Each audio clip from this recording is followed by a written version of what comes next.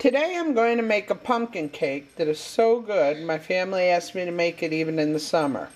You're going to need measuring spoons, measuring cups.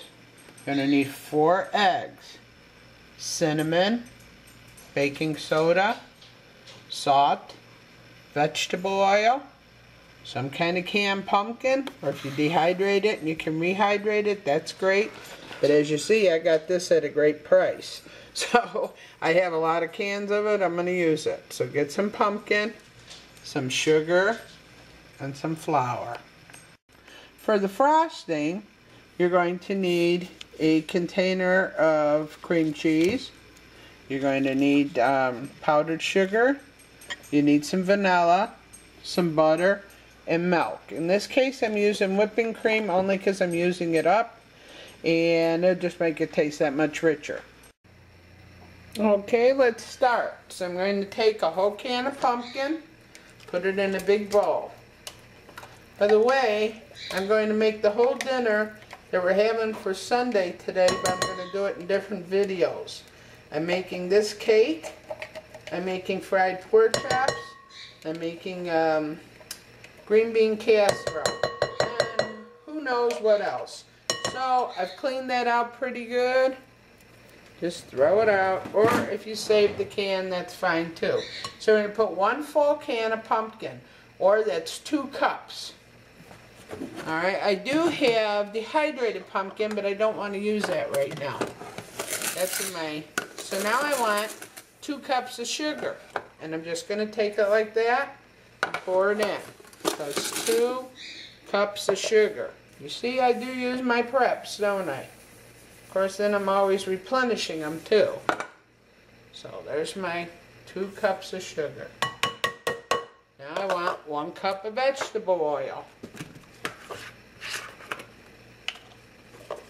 Those of you that know me know I do not like using more dishes than I have to. So just throw the whole thing of vegetable oil in there. Alright. Then I'm going to have 4 eggs. And I learned this from a chef a long time ago. You hit your egg, and with one hand do this, you'll never get shells in your dish. And you know what? As weird as it is, and as sloppy as it can get, doing it with one hand, I tell you true, I never get a shell. And this, I'm not exactly the neatest thing. So let me just wash my hands now. Or rinse them, I should say. Okay, so I got 4 eggs in there.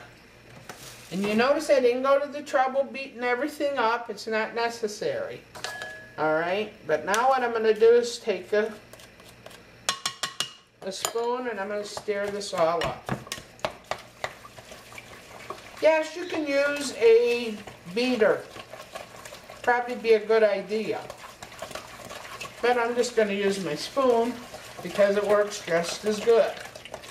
So that's 1 can or 2 cups of pumpkin puree, 2 cups of sugar, see how this is looking, and 1 cup of vegetable oil. It's all mixing up real nice. Oh, and put in 4 full eggs in there. There you go. Now I'm going to take 2 cups of flour. I'm not going to get all fancy with it. Just 2 cups of flour. I'm throwing that in there. I'm telling you, it's best cake. I'm not even a real pumpkin lover. I do like it, but I'm, you know, pumpkin goodies I never thought about before. But I really like this dish. Okay, then I'm going to use 2 teaspoons of baking soda.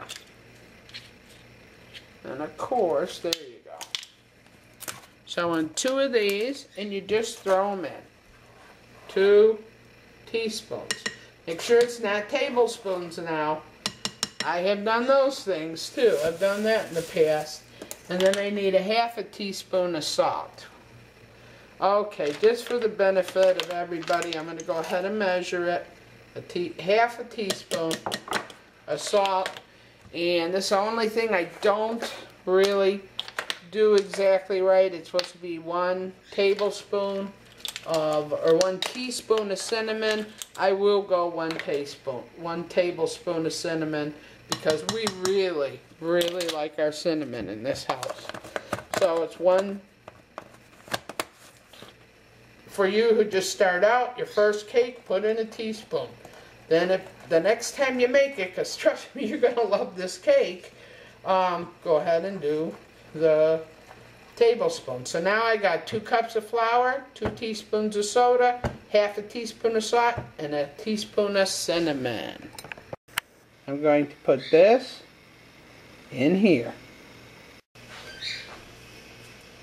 I have the stove set, just to let you know.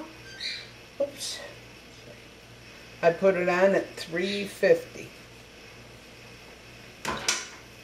Alright, and I'm going to just pour all of this in, all the batter in the pan.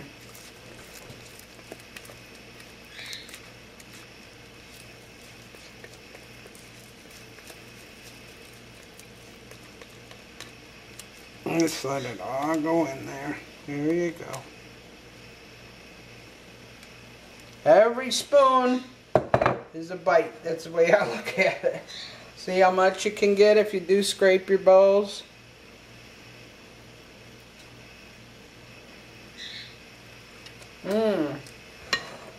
That's good. It should be rather thick. Just, you know, it's a cake mix.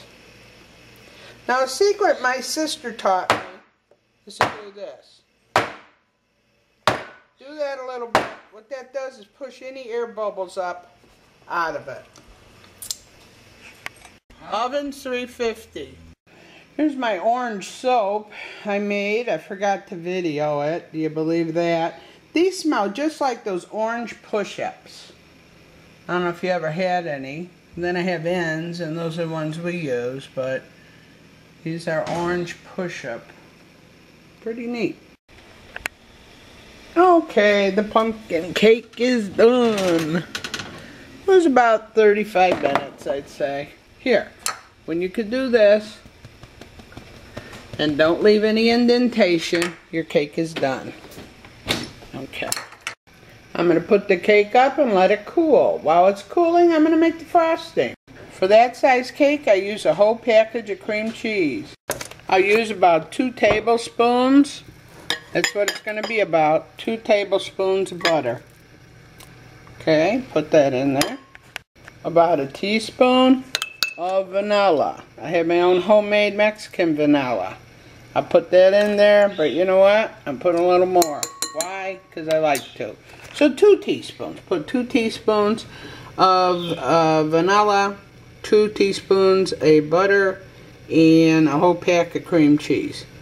And I'm going to go ahead and use a beater for this. Now, you can do it by hand, of course you can. But I don't feel like it.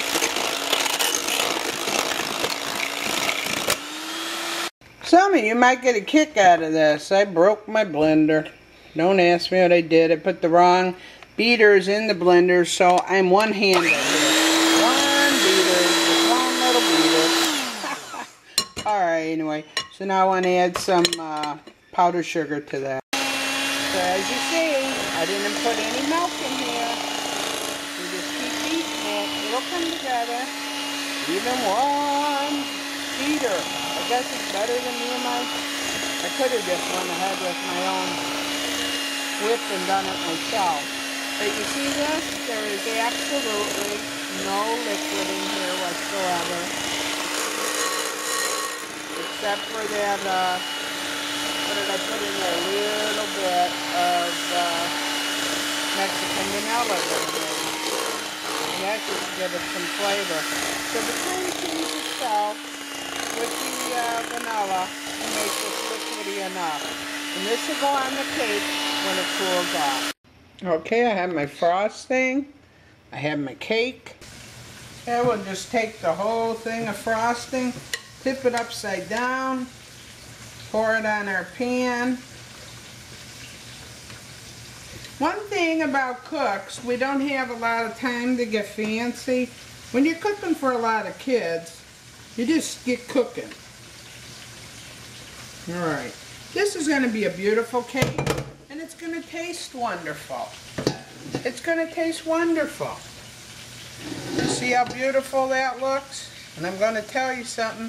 It tastes as good as it looks.